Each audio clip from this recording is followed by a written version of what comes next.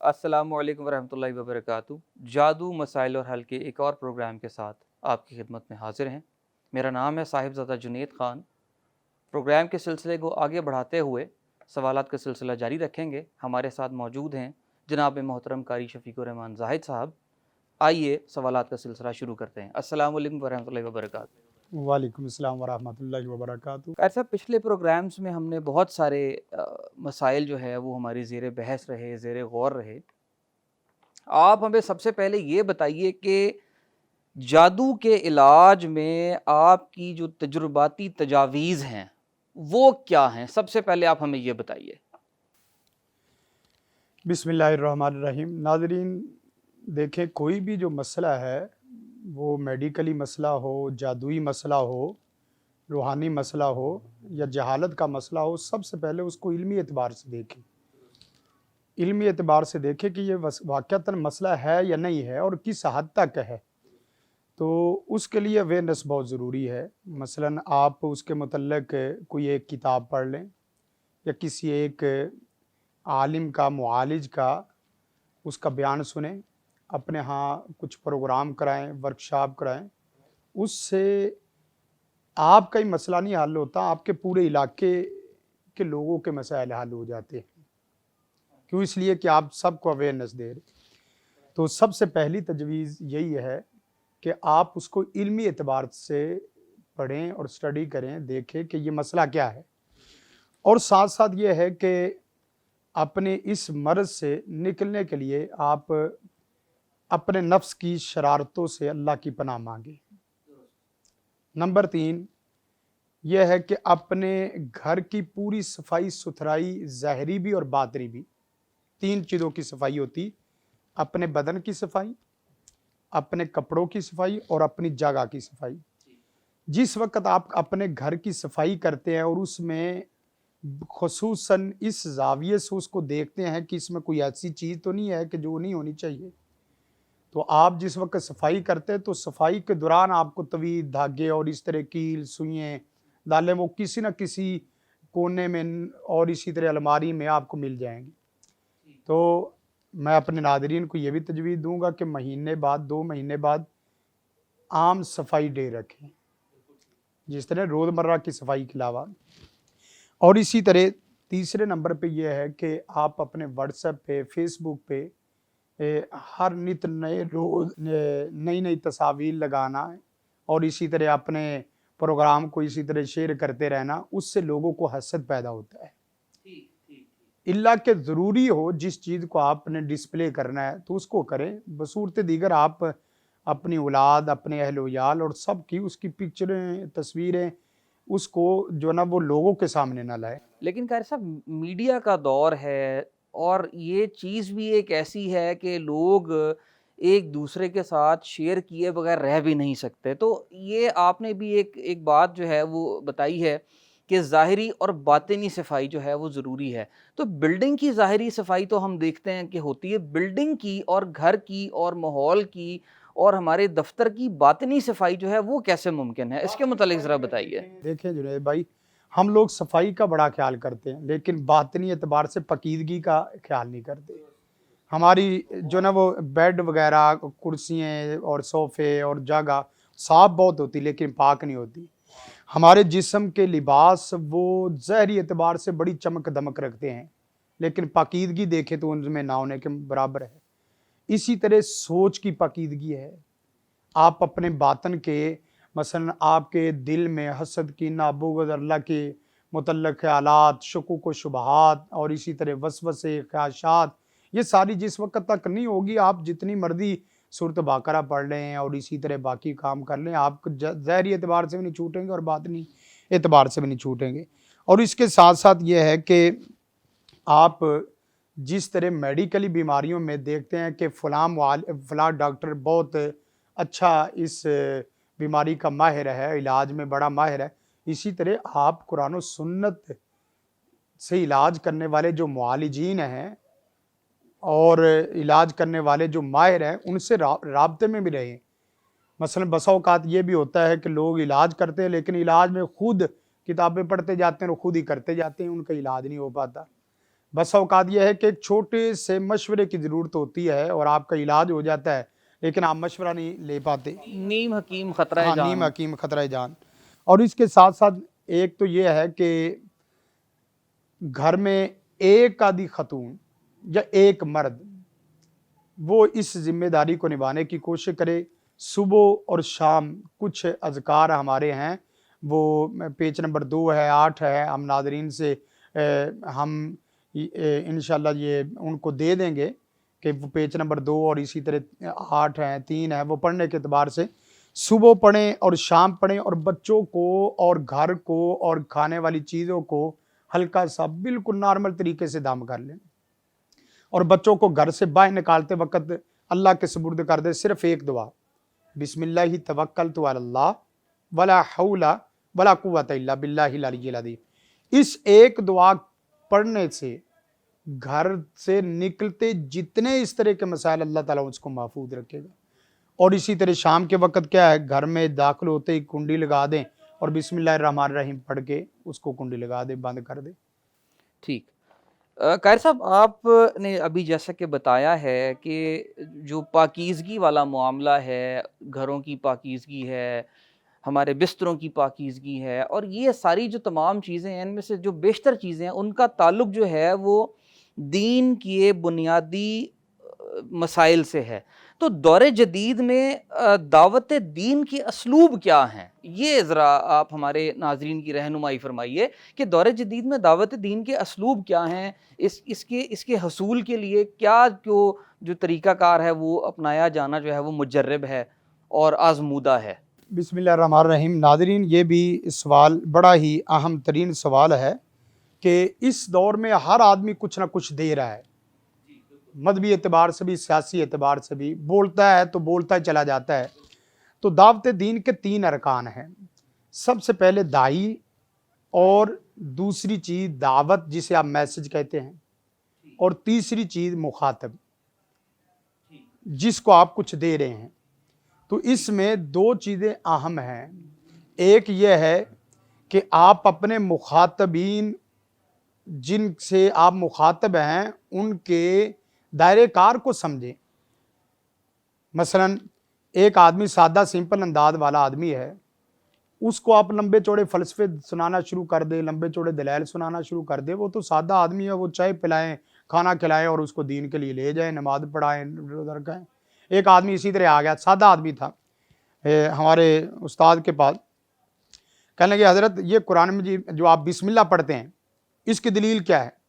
उन्होंने इस तरह देखा तो देखा कि ये आम सादा झटका आदमी है। कहा कि आपने कुरान जी पढ़ा हुआ है? कहा कि जी। कहने लगे कुरान जी लाओ। कुरान जी ला कहने लगे कि कुरान जी खोलो। कुरान जी खोला तो कहने लगे कि देखो इसके अंदर बिस्मिल्लाह लिखी हुई है। कहने लगी लिखी हुई है। कहने लगे बस यही दलील है, पढ़ते रहो।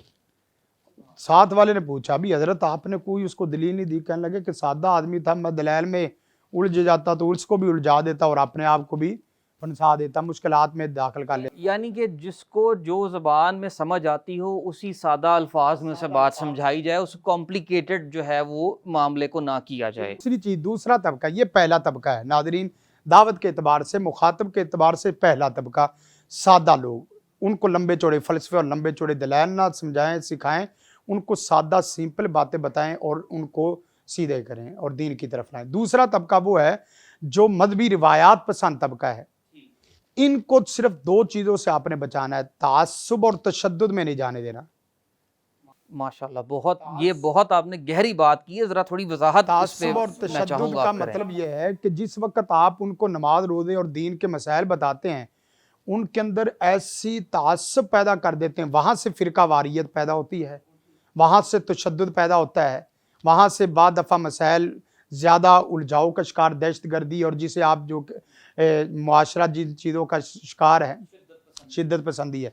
तो दीनी लोग जो हैं उनको तासुब और तशद्दुद वाले मसाइल से हट के ऐसे मसाइल बताएं जिससे उसकी इनफरादी ज़िंदगी भी बेहतर हो जाए और उनकी इज्तिमाई ज़िंदगी भी बेहतर हो जाए।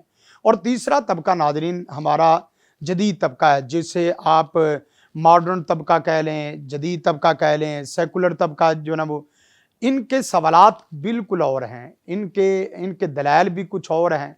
اب مثلاً ایک آدمی وہ ہے جو اللہ کو مانتا ہے، اس کے دلائل بالکل اور ہیں، جو اللہ کو مانتا ہی نہیں ہے، جو رب رسول کو مانتا ہی نہیں ہے، آپ اس کو نعوذ باللہ قرآن مجید کو نہیں مانتا، اس کو قرآن مجید کے دلائل دیں گے آپ وہ مانے گا ہی نہیں۔ اس کے لیے عقلی سوالات ہیں، عقلی مثالیں ہیں، اور اسی طرح جنرل نالج کی مثالیں ہیں، اس طرح کی مثالوں سے وہ موٹیویٹ ہوگا دین کی طرف۔ مثلاً آپ اس کو کہیں قرآن و سنت کو چھوڑو، آپ رب رسول کو چھوڑو، سب سے پہلے آسمان کی طرف دیکھو، یہ آسمان جو بغیر ستونوں کھڑا ہے، آپ کی عقل کیا کہتی ہے یہ بغیر بنانے والے کے بن سکتا ہے؟ بھئی آسمان چلے دور ہے، آپ اپنے پاؤں نیچے زمین کو دیکھ لو، پاؤں نیچے زمین تو دور نہیں ہے نا، اس کو دیکھو، اس کے اندر غور خود کرے، ایک ہی زمین میں مختلف، ایک سال میں مختلف فصلیں آپ اور رنگ برنگ کی فصلیں اور اسی طرح میوہ جات ہیں، مختلف میوہ جات ہیں، اس کو دیکھ لیں۔ چلیں وہ نہ دیکھیں، وَفِي أَنفُسِكُمْ أَفَلَا تُبْصِرُونَ، نہ آسمان سے اللہ اور رسول کو دیکھیں، نہ زمین سے، اپنے نفس میں دیکھ لیں۔ مثلا یہ ناخن ہے، آپ ہر 15 دن مہینے بعد کاٹتے ہیں، لیکن یہ پیچھے سے کوئی زمین تو نہیں ہے کہ پیچھے سے وہ اگائی جا رہی اور آئی۔ اب بال ہے، داڑھی کے بال ہے، کاٹتے ہیں لیکن اس کے بعد پھر آ جاتے ہیں۔ تو عقلی اعتبار سے ناظرین یہ ساری وہ چیزیں ہیں جو جدید طبقے کو، جدید جو اسلوب رکھنے والے بچے ہیں ان کو یہ سمجھانے کے لیے کافی۔ مثلا آپ رات سوتے ہیں، مثلا رات سوئے، آپ دیکھیں آپ کی گاڑی میں اگر اس کی ٹیوننگ کا مسئلہ ہو، ٹیوننگ والا مسئلہ ہو، تو تقریباً ایک مہینے میں 2 3 5 10 ہزار روپے تقریباً ٹیوننگ میں لگ جاتے ہیں، اور پھر بھی گاڑی ابھی اسی رفتار میں نہیں چل رہی ہوتی جس رفتار میں اس کو ہونا چاہیے تھا اور جس طرح اس کو چلنا چاہیے۔ اسی طرح ناظرین آپ عقلی اعتبار سے دیکھیں، جس وقت آدمی تھکا ماندہ رات کو آتا ہے، حتیٰ کہ بیوی کو بھی کہتا ہے بس بس اب میں جو ہے نا وہ تھک گیا ہوں، مجھے سونے دے، لیکن کمال قربان جائیں اللہ کی ذات پہ، رات سلانے کے بعد ایسے آپ کی ٹیوننگ کر کے اٹھاتی ہے جیسے جو ہے نا بندہ آج ہی ماں کے پیٹ سے آیا ہے۔ اب اس چیز کو دیکھیں۔ اسی طرح آپ دیکھیں ناظرین، آپ جنید بھائی کو دیکھ لیں، جنید بھائی کے آپ بال دیکھیں ماشاءاللہ خوبصورت ہیں، ان کو اسی طرح باقی لوگ ہیں ان کے بالوں کو اگر دیکھا جائے تو یہ بال اگر آپ مصنوعی لگائیں تو ایک بال کے آپ تقریباً 50-100 روپے لگائیں، تو آپ یہ اللہ کا کرم ہے میرے اور آپ کے اوپر جس کو اللہ نے میاں برادران میں شریک نہیں کیا۔ تو اسی طرح ناظرین آپ دیکھیں یہ جدید طبقے میں اس طرح کی مثالوں سے لوگ بڑے موٹیویٹ ہوتے ہیں۔ مثلا آپ یہ سانس لے لیں، دل کا سانس والا مسئلہ ہے، یہی چیز آپ اگر سانس آکسیجن استعمال کرے خرید کے، تو ناظرین 1 سال کے اندر، تقریباً 1 سال کے اندر عام اندازے کے مطابق 4 سے 4.5 کروڑ روپے کی آدمی آکسیجن استعمال کر لیتا ہے۔ تو جس آدمی کی 30 سال عمر ہوگی تو وہ گیا کہ 1.5-2 ارب آدمی، 1.5-2 ارب کا صرف اللہ کا اس اعتبار سے مقروض ہے کہ وہ سانس لے رہا ہے۔ اسی طرح جگر کی مثالیں ہیں۔ تو 3 طبقے بنتے ہیں ناظرین ہمارے، ایک سادہ طبقہ، اس کے لحاظ سے ایک الگ نصاب تیار کریں، اس کی دعوت کا الگ اسلوب ہے۔ دوسرا مذہبی روایات پسند طبقہ، ان کو آپ دینی روایات پہ رکھیں اور تعصب تشدد سے دور رکھیں۔ اور تیسرا طبقہ جو جدید یا ماڈرنزم روشن خیال طبقہ ہے، وہ لاجک پہ چلتے ہیں، عقل پہ چلتے ہیں، تو ان کو اسی طرح کے دلائل دیں گے تو انشاءاللہ العزیز تینوں طبقے آپ کے معاشرے کے ایک اچھا عنصر بن جائیں گے انشاءاللہ انشاءاللہ۔ قاری صاحب ابھی آپ نے بڑا تفصیلی طریقے سے ہمیں بتایا ہے کہ معاشرے کے اندر جو کمیاں ہیں اور جو کمی ہے اس کے اندر کس طریقے سے آپ ان کو ڈفرینشیٹ کر سکتے ہیں طبقے کے اعتبار سے۔ معاشرے کے اندر تو قاری صاحب ہر چیز جو ہے آج کل جو ہے وہ تعمیر ہو رہی ہے، بلڈنگز تعمیر ہو رہی ہیں، اس میں سڑکیں تعمیر ہو رہی ہیں، پل تعمیر ہو رہے ہیں، گھر تعمیر ہو رہے ہیں۔ اگر کوئی چیز تعمیر نہیں ہو پا رہی ناظرین تو وہ شخصیت کی تعمیر ہے۔ تو قاری صاحب یہ بتائیے کہ تعمیر شخصیت کے بنیادی اصول کیا ہیں؟ بڑا ہی اہم سوال ہے ناظرین۔ اس سے پہلے کہ ہم اس چیز کو دیکھیں تو سب سے پہلے دیکھیں، اس جملے کو دیکھیں کہ انسان اتنی ترقی کرتا چلا جا رہا ہے کہ اس نے ہواؤں میں پرندوں کی طرح اڑنا اور سمندر میں مچھلیوں کی طرح تیرنا سیکھ لیا ہے، لیکن اپنی زمین میں انسان بن کے رہنا نہیں سیکھا۔ اس کی بنیادی وجہ ایک تو یہ ہے کہ ہمارے وڈیرے ہیں، ہمارے حکمران بھی ہیں، اور دوسرے نمبر پہ ہمارے اساتذہ ہیں، اور تیسرے نمبر پہ ہمارے والدین ذمہ دار ہیں۔ بڑے اساتذہ اور اسی طرح والدین، جس وقت بڑوں کی सारी तरजीहात पुलें तमीर करना होंगी, बिल्ड और इसी तरह सड़कें तमीर करना होंगी, प्लाज़े तमीर करना होंगे, तो फिर इंसान तमीर नहीं होंगे। तो उसके लिए सबसे पहली चीज़ यह है कि सोचो तो इतना अजीम कि सितारों पे कमान डालो।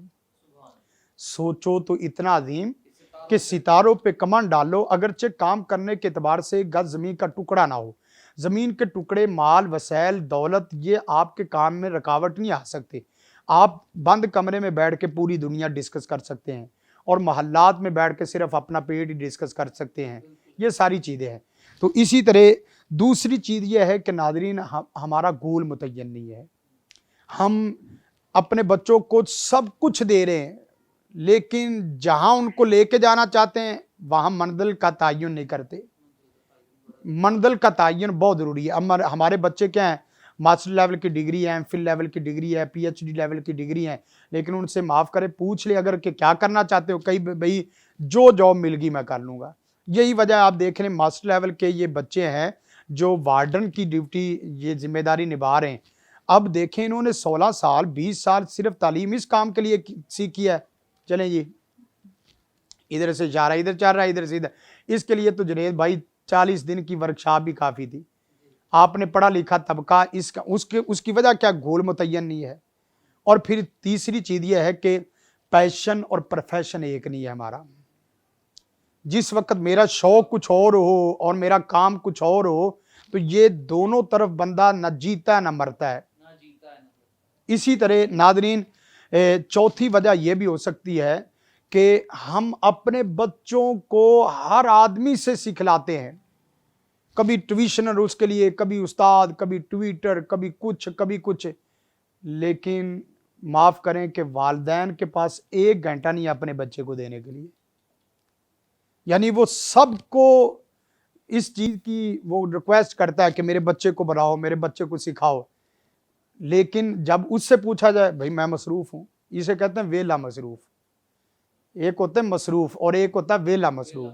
वेला यानी वो कर कुछ नहीं रहा लेकिन मसरूफ़ बहुत है। बिल्कुल। इसी तरह नाज़रीन, साथ साथ ये है कि अपने काम को दूसरों पे मत छोड़ें और अपने आज के काम को कल पे मत छोड़ें। कल करे सो आज कर, आज करे सो अब कर।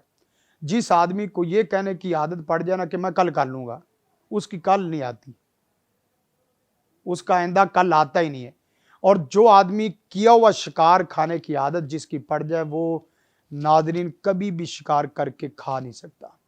और जिस वक्त आप अपना शिकार किया हुआ खाएंगे, करके खाएंगे, तो यकीन करें कि आपकी शख्सियत ऐसे तमीर होगी कि आप छोटी छोटी मंजिलें उसको तमीर करते जाएंगे और एक वक्त आएगा कि आप पूरा इलाका और पूरा मुआशरा तमीर कर लेंगे। और तमीर की इस्लाह, तमीर का जो बुनियादी उसूल है तमीर शख्सियत का, उसका तू से ना काम शुरू करो, मैं से शुरू करो। अब मसलन फ़र्ज़ करें, वालिदैन बच्चों को बड़ा बनाना चाहते हैं, वालिदैन बच्चों को अच्छा पढ़ा लिखा इंसान बनाना चाहते हैं। जो बच्चों को सिखाना और बनाना चाहते हो नाज़रीन, वो बच्चों के सामने करना शुरू कर दो। मसलन वालिदैन चाहते हैं कि हमारा बेटा सबसे ज़्यादा अच्छा पढ़ा लिखा इंसान बन जाए, लेकिन बच्चे ने घर में वालिद के हाथ में और वालिदा के हाथ में कभी मोबाइल के सिवा किताब देखी नहीं है, तो वो बड़ा होकर मोबाइल यूज़ करने वाले बनेगा। अब इसी तरह आप बच्चे को चाहते हैं वो साहिब अखलाक हो, किरदार और गुफ्तार का मालिक हो, लेकिन बच्चे ने घर में कभी खामोशी देखी नहीं, हर वक्त माँ और बाप की हर वक्त लड़ाई झगड़ा देखा। और वो फिर है ऐसे होता है कि वो लतीफ़े के तौर पे कि एक हर वक्त उनके घर से हंसी की आवाज़ आती रहती। किसी ने पूछा भी खुशगवार ज़िंदगी का राज क्या है, उन्होंने कहा भी खुशगवार ज़िंदगी का राज ये है कि हम हर वक्त लड़ते हैं तो एक दूसरे को जूते मारते हैं, एक दूसरे को जूते मारते हैं, जिसका जूता लग जाए वो खुशी मनाता है। तो हमारी ज़िंदगी यही है। बच्चों के सामने वालिदैन लड़ लड़ के आधे हो गए। खुदा का नाम लो, लड़ना भी हो तो बंद कमरे में चले जाओ, बंद कमरे में चले जाओ। इससे आपके बच्चों की शख्सियत ख़राब होगी, आपके बच्चों का रवैया ख़राब होगा। आप जहाँ उनको मार्केट में कुछ चीज़ें खरीदने के लिए ले जाते हैं, वहाँ बच्चों को किताब मेले पे भी लेके जाएं, उर्दू बाज़ार भी लेके जाएं, किताबें उनको खरीदना सीखें और इसी तरह किताबें पढ़ना। जिसकी किताब दोस्ती बन गई नाज़रीन, वो अच्छा इंसान बन जाएगा। इसलिए सीखो, हर रोज़ सीखो। जिसके सीखने का अमल रुक जाए नाज़रीन, उसकी शख्सियत और उसकी तरक्की का अमल रुक जाता है। लिहाजा हर रोज़ सीखो, नया सीखो, अपने से बड़े से सीखो, अपने से बराबर से सीखो और अपने से छोटे से सीखो और हर वक्त सीखो। जादू मसाइल और हल में सवालात का सिलसिला जारी रखेंगे। हाजिर होते हैं एक शॉर्ट ब्रेक के बाद। Stay connected with Al हिकमा international. Subscribe करें, लाइक करें और शेयर करें। जुड़े रहिए अल हिकमा के साथ। देखिए कुरान अरबी ग्रामर, खुलासा कुरान, असूल हदीस और दीगर कोर्सेज सिर्फ अल हिकमा इंटरनेशनल पर। वेलकम बैक टू जादू मसाइल और हल। आइए सवालात का सिलसिला दोबारा से शुरू करते हैं। कारी साहब, ये बताइए कि अभी हमने ब्रेक से पहले जो है वो शख्सी और इनफरादी और इज्तमाई तामीर के मुतल्लिक बात की, तो ये तो एक लोगों के रुझान का मसला जो है वो मेरी समझ में आता है। तो लोगों के गलत रुझानात की इस्लाह कैसे मुमकिन है, इसके मुतल्लिक रहनुमाई ज़रा फरमाइए। बिस्मिल्लाहिर्रहमानिर्रहीम। नाज़रीन, ये मसला छोटों का भी है और ये मसला जवानों का भी है और ये मसला बड़ों का भी है। छोटे बच्चे, उनके रुझानात बड़े अजीब हैं और नौजवानों की सोसाइटी, उसकी तालीमी ज़िंदगी और फिर इसी तरह हॉस्टल लाइफ, ये यूनिवर्सिटियों की लाइफ, ये बड़ी मसाइल कुन ज़िंदगी है। और फिर इसी तरह बड़ों को अगर देखा जाए तो अक्सर लोग जो उनके घराने खुशगवार माहौल में नहीं चलते, बिलखुसूस वो घराने जो तलाक और खुला का शिकार हो जाते हैं, वो सिर्फ़ इन्हीं रवैयों और इन्हीं रुझानात की बुनियाद है। और ये रुझानात ये बुनियाद बनते हैं कि उनके घर नहीं चलते। बावजूद इसके कि पसंद की शादी है, बावजूद इसके कि मोहब्बत की शादी है, लेकिन घर नहीं चल रहा। और इसी तरह बच्चे वो घरों में अच्छे हैं लेकिन बाहर देखें तो बड़ी अजीब बात है जुनैद भाई, ये समझने वाली है कि पहले ज़माने में बच्चा अनपढ़ होता था और वालिदैन भी अनपढ़ होते थे, तो थोड़ी तालीम के साथ बच्चा अपने वालिदैन का एहतराम करता हुआ नज़र आता था। अब तालीम याफ्ता होने का नतीजा तो ये होना चाहिए कि पहले अगर जी करके बोलता है तो अब उसको पूरे अमली रवैयों से वालिदैन के साथ मोहब्बत से पेश आए। लेकिन अब उल्टी गंगा बहरी के वालिदैन जब तक अपनी औलाद की सही मानों में खिदमत नहीं करेंगे और सही मानों में उनको प्रोटोकॉल नहीं देंगे तो बच्चे दूसरे दिन अलग हो जाते हैं।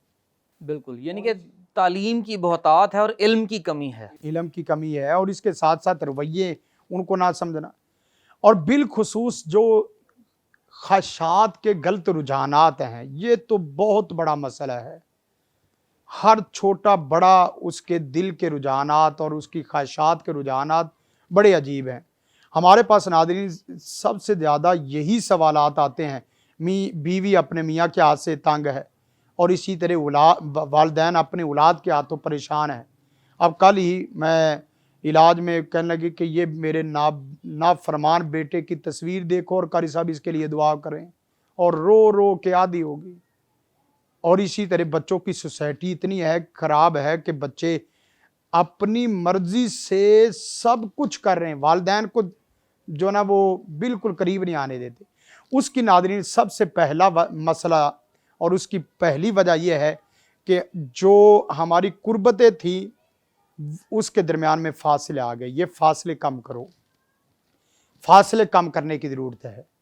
बड़ों का जिस वक्त तक छोटों से फासला कम नहीं होगा उस वक्त तक ये मसला हल नहीं होगा। इसी तरह वालिदैन का औलाद के साथ जिस वक्त तक ज़्यादा देर उनकी मजलिस और सीटिंग मीटिंग नहीं होगी उस वक्त तक मसला हल नहीं होगा। और यही मसला मियाँ बीवी के दरमियान में है।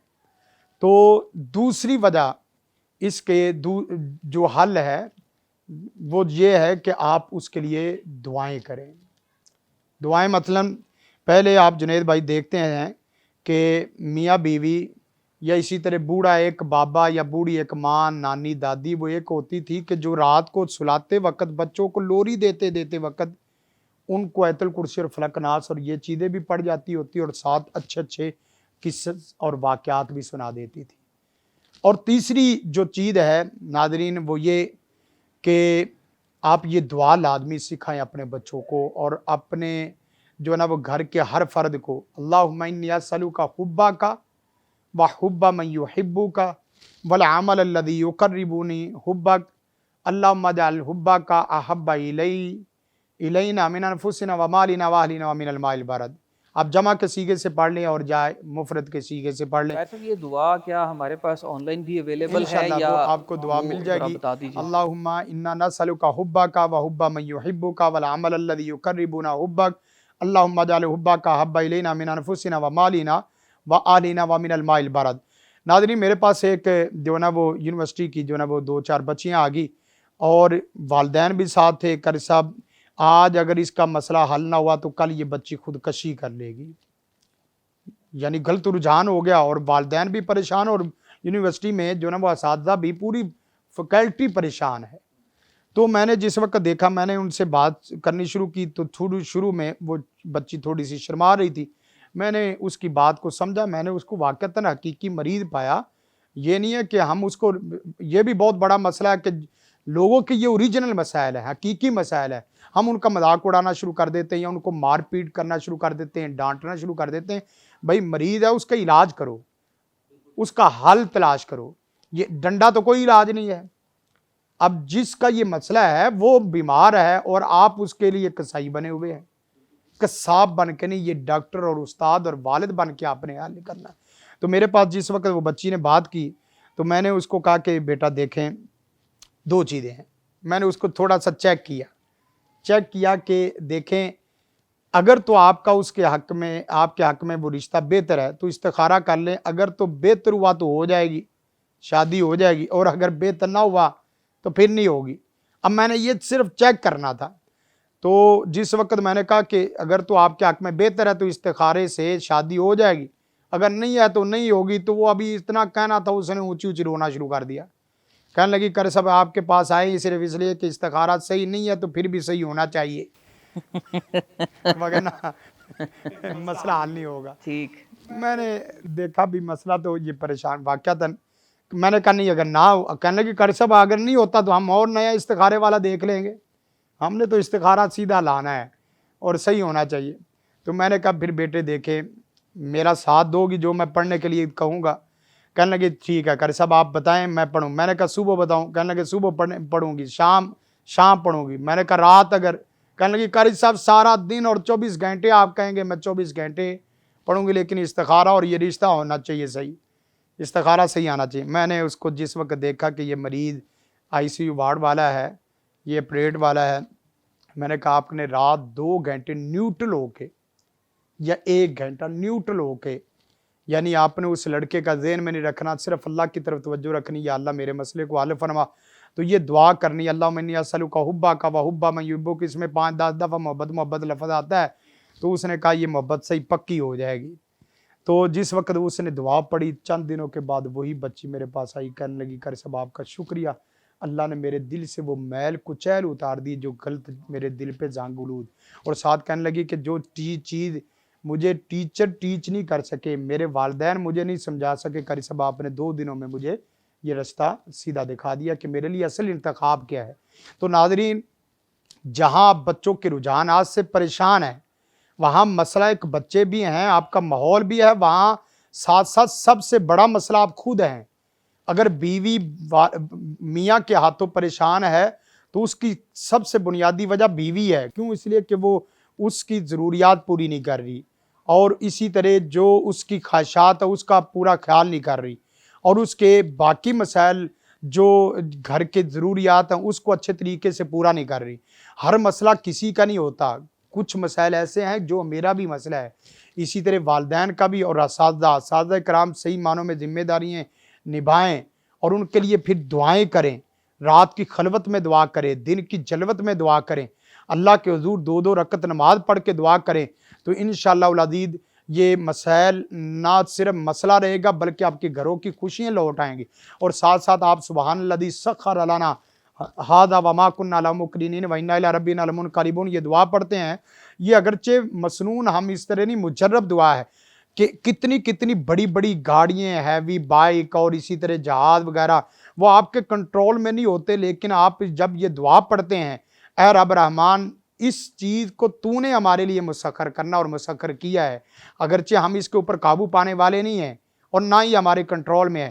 جس وقت کوئی بچہ آپ کے ہاتھ سے نکلے، جس وقت کسی بیوی کا خامد اس کے ہاتھ سے نکلے، تو وہ ناظرین یہاں اللہم انی اسألک حبک و حب من یحبک ربنا ھب لنا من ازواجنا و ذریاتنا قرۃ اعین واجعلنا للمتقین اماما، وہاں یہ دعا بھی پڑھے سبحان الذی سخر لنا ھذا، یا اللہ اگر تو نے میرا اس سے رشتہ جوڑا ہے نا تو تو اس کو میرے لیے مسخر بھی کر دے، اور جہاں تو نے اس کو میرے ساتھ اس کا پیچ اپ کیا ہے نا تو اب اس کے اوپر میرا اختیار نہیں ہے، تو ہی اختیار دینے والا ہے، یا اللہ اس کے اوپر میرا کنٹرول بھی کر دے۔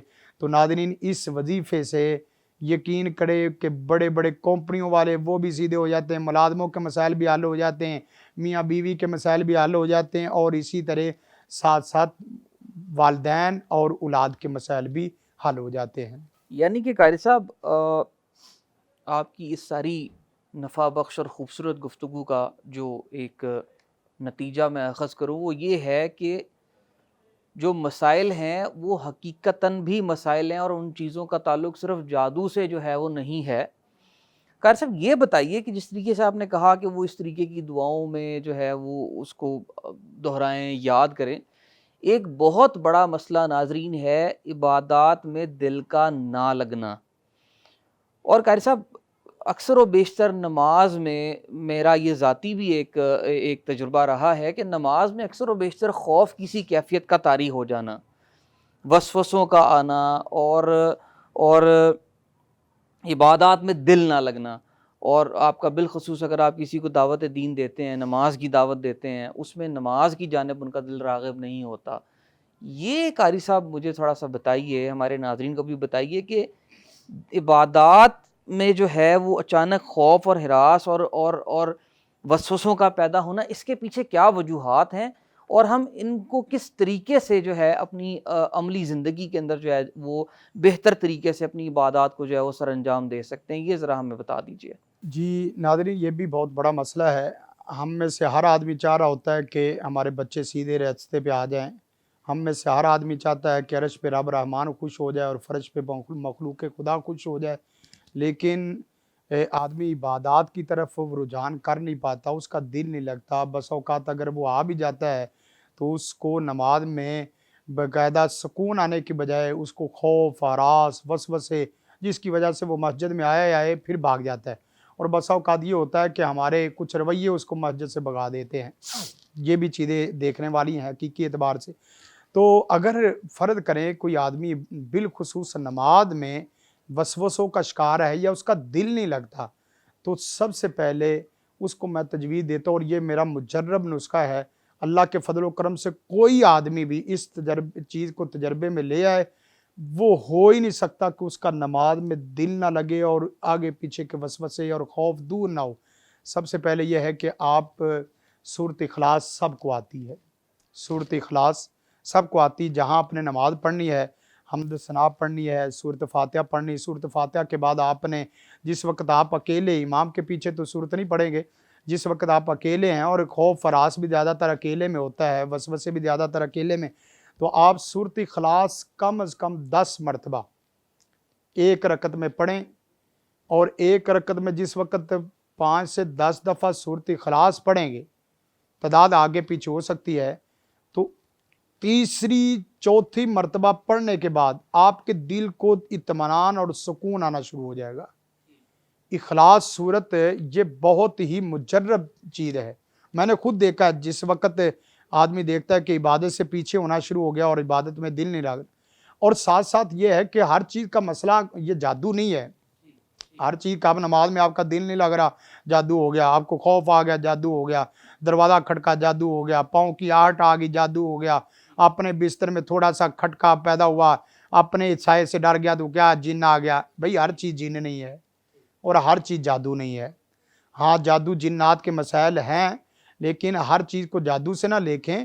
سب سے پہلے یہ ہے جو میں نے آپ کو صورت اخلاص عبادت کے متعلق بتائی، اور ساتھ ساتھ یہ ہے کہ اپنے نظریے کو مضبوط بنائیں، اپنے عقیدے کو مضبوط بنائیں. مثلا جس آدمی کو خوف آتا ہے نا، اس کو ایک چھوٹی سی بات، وہ موت سے ڈرنا چھوڑ دے. موت سے ڈر یعنی تھوڑا سا نا اپنے آپ کو مستقل بذات کر کے دیکھیں.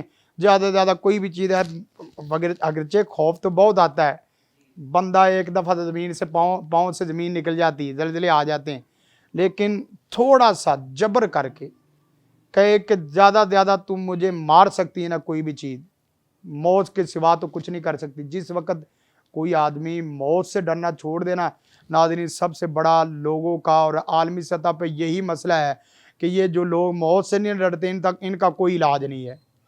جو موت سے نہیں ڈرتا ان کا کوئی علاج نہیں. اور پھر ساتھ یہ ہے کہ توکل علی اللہ آپ کا مضبوط ہونا چاہیے. میں نے 3 چیزیں بتائی. نمبر 1 سورہ اخلاص. ہاں. نمبر 2 آپ عقیدہ رکھیں کہ موت زندگی کا مالک کون ہے؟ اللہ رب الرحمن.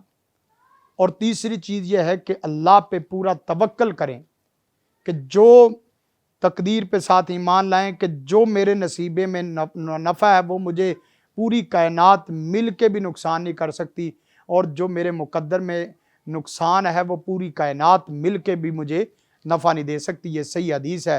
اور جس وقت بچے کے ذہن میں یہ چیز دل میں شروع سے بیٹھ جائے، ہو ہی نہیں سکتا کہ اس کو کوئی آدمی پریشان کرے، ہو ہی نہیں سکتا کسی آدمی کا خوف اس کو ہر وقت پریشان کرے یا کوئی بھی چیز ہے.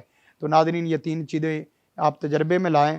اور اس کے ساتھ اگر چوتھی دعا وہ بھی اللہم انی اسألک حبک و حب من یحبک، یہ دعا پڑھنے والا ہمیشہ اس کا دل عبادت میں لگا رہتا ہے.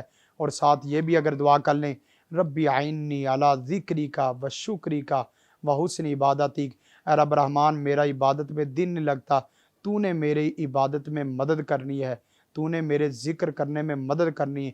اے رب رحمان تو نے شکر کرنے میں، تیرا ہی میں نے شکر کرنا ہے، تیری عبادت کرنی ہے.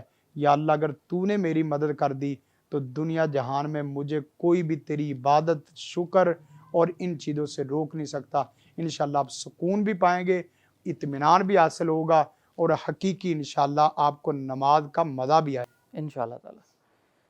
ناظرین آج کے پروگرام کا جو نتیجہ ہے وہ یہ ہے کہ اللہ تعالیٰ نے قرآن پاک میں ارشاد فرمایا کہ انسان کے لیے وہی کچھ ہے جس کی وہ کوشش کرتا ہے. تو کوشش کیجئے کہ اپنے رجحانات کو دین کی طرف راغب کرنے کی کوشش کریں، چھوٹوں کے ساتھ شفقت کے ساتھ پیش آئیں، اور بڑوں کی رہنمائی جو ہے وہ حاصل کرنے میں کسی بھی قسم کی جو ہے وہ شرمندگی اور عار محسوس نہ کریں. پروگرام جادو مسائل اور حل کے اگلے ایپیسوڈ کے ساتھ دوبارہ حاضر ہوں گے. اپنے ہوسٹ صاحبزادہ جنید خان اور جناب محترم قاری شفیق الرحمان زاہد صاحب کو اجازت دیجیے. السلام علیکم ورحمۃ اللہ وبرکاتہ.